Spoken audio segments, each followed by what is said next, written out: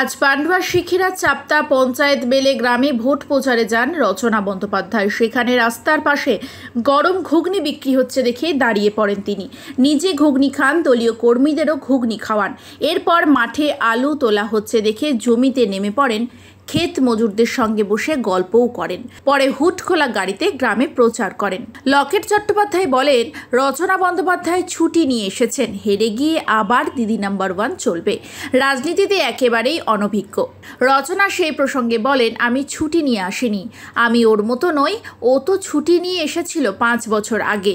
আমি রাজনীতিতে নতুন, কিন্তু মন থেকে করব তো, আর মন থেকে যেটা করা যায় সেখানে জয়ী হওয়াই যায়। কয়েকদিন আগে সিঙ্গুরে তৃণমূল কর্মীর বাড়িতে দই খেয়ে রচনা বলেছিলেন, সিঙ্গুরের জমির ঘাস খেয়ে গরু হৃষ্টপুষ্ট হয়, আর সেই গরুর দুধ থেকেই ভালো দই হয়।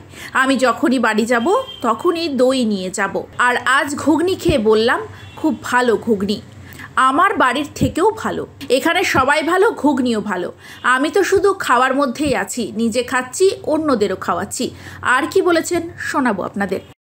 মহিলারা আগে, জীবনে মা বোনেরা বউরা আগে, তারপরে তোরা সবসময় মেয়েদের আগে জোর দিবি। দারুন দারুন, আমার বাড়ির থেকে অনেক ভালো। এখানে সবই ভালো, দুধের দইও ভালো, ঘুগনিও ভালো, সব ভালো। দারুন খাচ্ছি, আমি শুধু খাওয়ার মধ্যেই আছি। খাওয়াচ্ছি, শুধু খাওয়াবো না, এটা হতে পারে? প্রচারের ফাঁকে কি এটাও? হ্যাঁ, প্রচারের ফাঁকে এটাও। সব মানুষের সাথে একসঙ্গে বসে খাওয়া দাওয়া।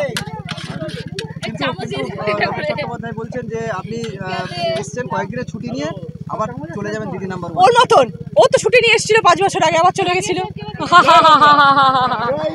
আমি সেরকম নই, আমি ছুটি নিয়ে আসিনি, আমি অনেক আনন্দ করতে এসেছি, সবার সাথে মিলেমিশে থাকবো বলে। সরকার পাও নাই, এবার তোরা নিবি, মেয়েরা হয়ে গেছে, এবার ছেলেরা পাবে। আপনি রাজনীতিতে খুব অজ্ঞ নাই? একদম গো, নতুন, কিন্তু মন থেকে করবো তো, আর মন থেকে যেটা করা যায় সেখানে সব সময় জয়ী হওয়া যায়। ভালোবাসার মন জয় করতে গেলে মনের দরকার হয়, শুধু বক্তৃতার দরকার হয় না। ঝাল টাল লাগলো? হ্যাঁ, না দারুণ লাগলো, একটু ঝাল নেই। তুমি একটু খাবে?